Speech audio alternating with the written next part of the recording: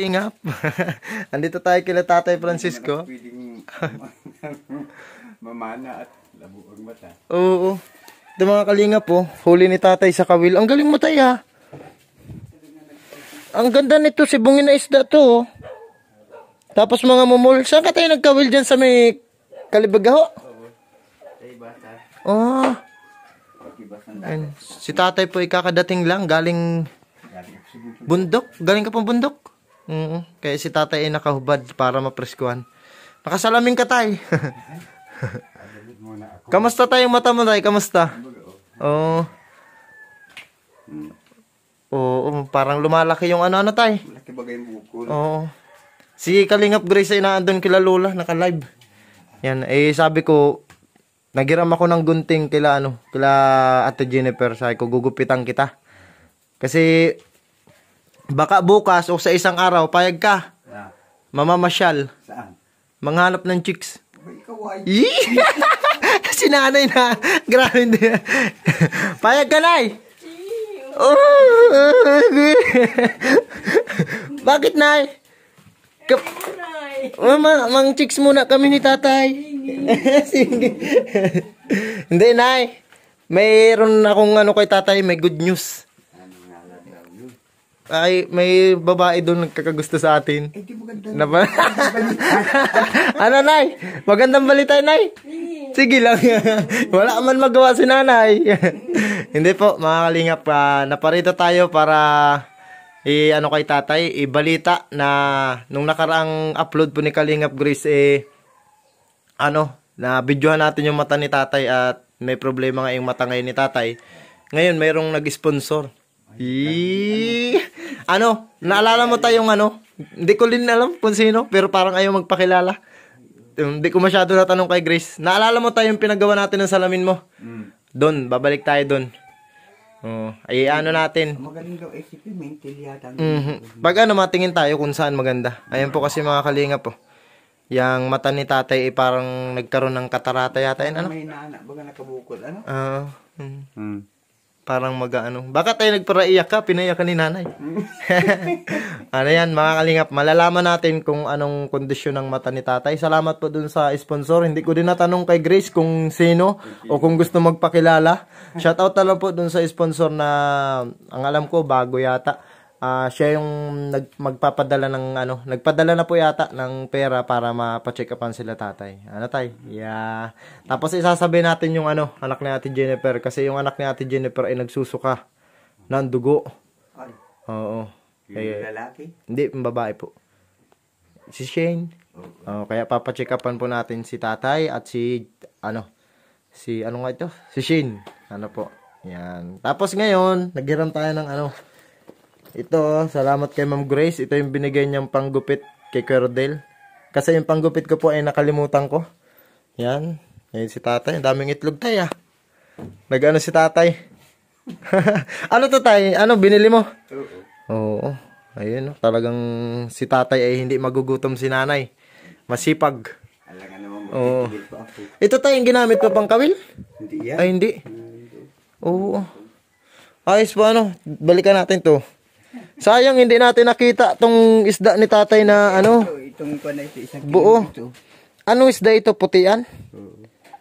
Parang ganda mga wil dun ha. Ang dami mo nahuli. Namuntinik ang lalaki. Anong kawil tayo? Tapon-tapon lang? Oo. Itcha-itcha lang? Anong pain mo? Yung isda din. Nahuli ako ng isda tapos. Yung mga isdang maliliit, hulihin mo, tapos hihiwain, tapos itcha ng Gali ko sa buntok nagkuha ng nyug. Uy, napasan mo pa yan tay? Ito. Siyam na buong nyug. Grabe, ang lakas mo tayo. Malakas pa. Talagang kalabaw pa si Tatay. Kinatala maglakas-lakasan. Tula na may mga asahan. Oo. Po, ito si Tatay ay lakas-lakasan talaga. Yan. Wala na mga asahan. Kaya si Tatay, hindi magugutom si nanay. Yan. Kausap ni Tatay yung yung nag-aalok sa'yo? Nag-aalok sa akin ang solar. Solar na ilaw uli. May radyo yan, may radyo. Radyo. Palit ng manok uli, palit ng manok. Hindi pa naimik ay. Ah,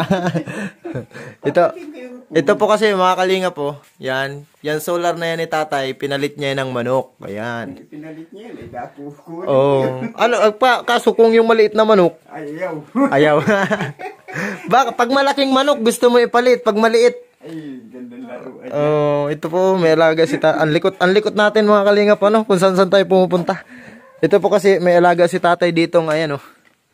Yan, binibili na po yan ng 2.5, 3K, yung manok na yan, pero hindi ni tatay binibigay. Kasi, kung makita nyo, kaliit-liit, ang laki ng tahid, oh. Matanda na yan, matanda. Yan, prepare tayo. Gupitan natin si tatay. O, si nanay din. Bawasan natin ang buhok.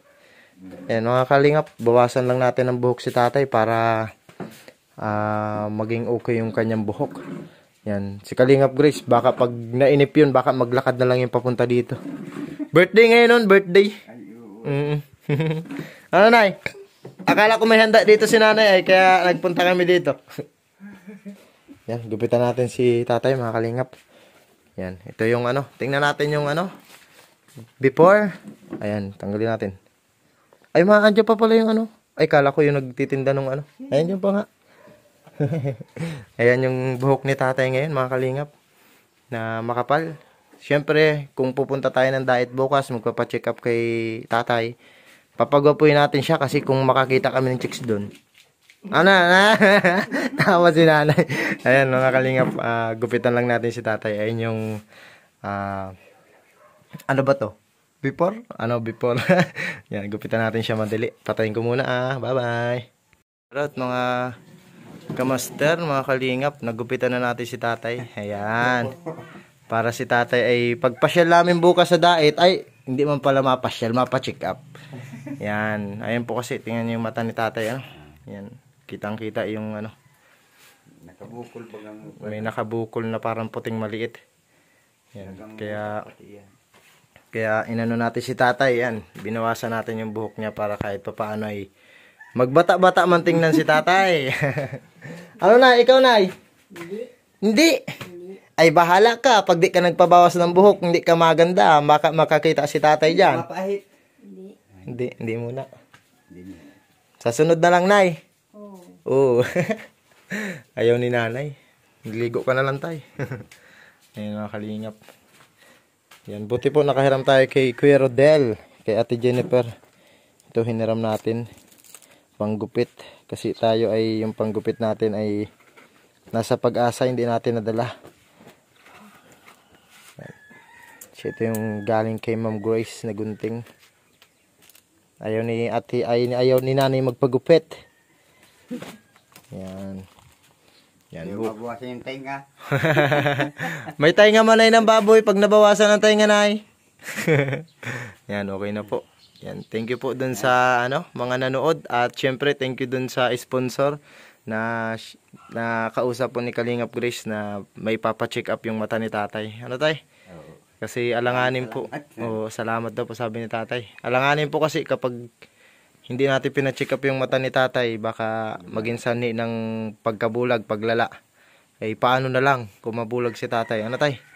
Di ang hirap nun, si tatay bulag tapos si nanay nakahiga. Ano? Ay pwede man yan. Pag nabulag ka dapat si nanay tumayo na. Siya magmata. Siya naman mag-aakay. Si nanay ang mata, si tatay ang pwersa. Si tatay po ay grabe pa rin mamirsa. Galing siya sa pagbaba natin dito, kagagaling lang niya sa bundok. Meron siyang buhat na, 8 siyam. Siyam na nyug, grabe. Andito pa yung nyug. Ayan o. Malakas pa si tatay. Tapos si tatay ay nangawil kahapon at ang dami niyang huling isda. Ayan, sana makasama tayo doon sa sunod. Kaso malayo tayo. Kung mamotorin tayo. Ay, hindi mo Alanganin, dami po si tatay na huling isda. Magaling si tatay mong huli ng isda. Talo tayo sa hulihan ni tatay. Ayan, paalam na rin tayo, tatay. Ayan, punta na rin po kami mga kalingap. Ako pala. Salamat po sa nanood. Patuloy niyo pong suportahan Kalingap Grace. Yan, pasuporta rin po ng aking channel, Kuya Tor Amador Official. And sila Kuya Bal po, wag natin kalimutan si Kuya Rab. Yan, maraming salamat po. Yan, thank you po sa mga nanood at sa mga sponsor na patuloy na sumusuporta kay tatay. Yan, punta na po tayo doon kay Kalingap Grace. Nandun po siya kay Lola Ninita. Bye-bye, tay. Oh, pag ano po, maaga na lang kami bukas kung bukas yung ano ta. Sige po. Ayan. Sige, thank you mga kalingap sa panunood. Tayo ay pupunta na rin. God bless po. Naway pagpalain tayo natin Panginoon. Para marami pa tayong mabisita at madalaw. Kagaya nila tatay yan. Bye-bye.